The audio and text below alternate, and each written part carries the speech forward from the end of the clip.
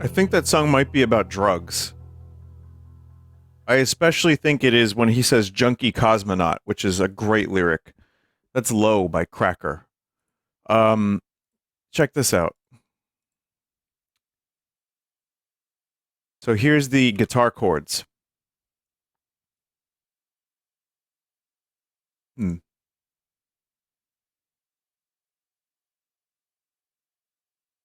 The whole lot of DCEG. Someone said, wow, exciting. I know. You know what's funny about that? And I know there's probably some people who play music or are into prog or whatever that would disagree, and that's fine. Different tastes. But that song was a massive hit. It just sounds like the 90s to me, and it's very, like, instantly kind of catchy. One of the things that I'm kind of learning, and I've learned as, someone who fancies himself a songwriter.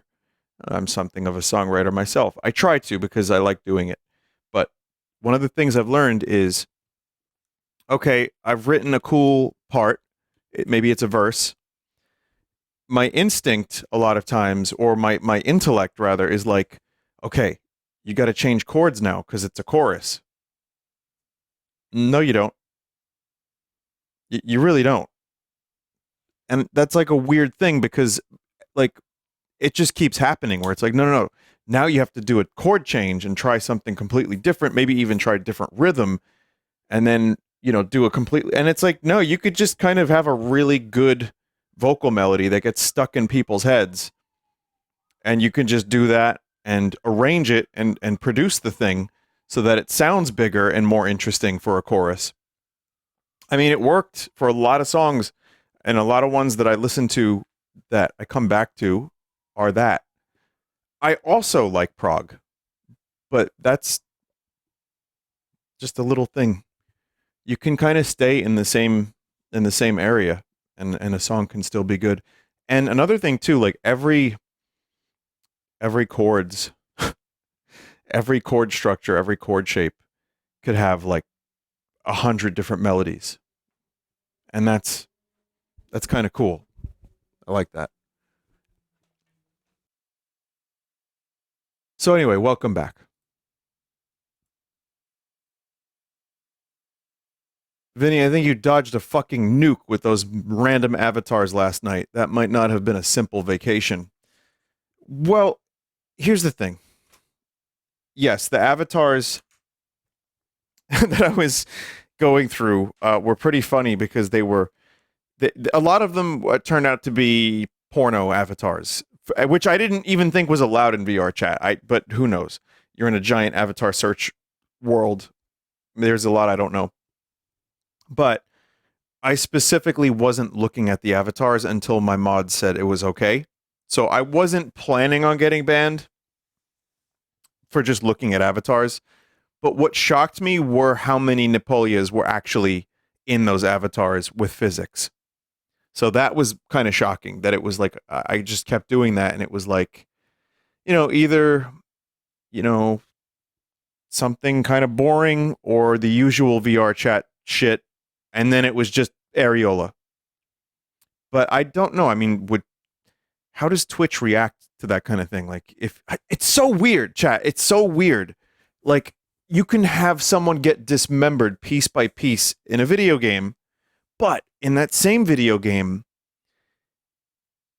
it's also okay to show boobs. It's okay if it's done with intent and it is in a game like The Witcher or something, right? But if you're in VR chat and you get a hint of the pink, it's disgusting. If you get a hint of boob, you could get banned for like 3 days. But some people take advantage of that. They make a big deal about it, and then they come back from their vacation with more viewers. So I feel like maybe there needs to be a different system in place. Personally, Baldur's Gate bare sex is entirely necessary. It's a first party game, it's artistical. So yeah, sure.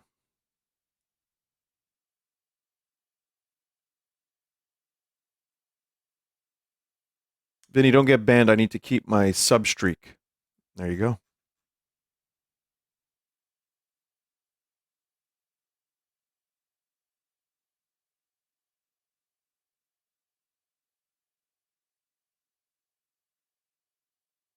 Rim world.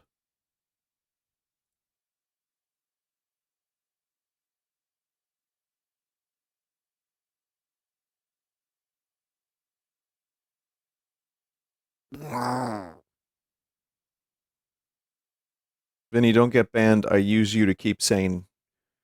No, you should just watch other things too. There's plenty of things in the world you can look at and listen to. Lots. So much. You'll be fine. You'll be fine.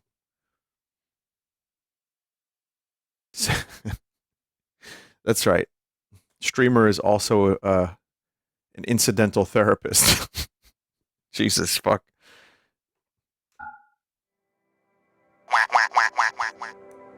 Someone just said, Vinny, you keep my inflammation low. A Vinesauce stream a day keeps the worms away. All right, everybody. We're going back to Deep Space Vine.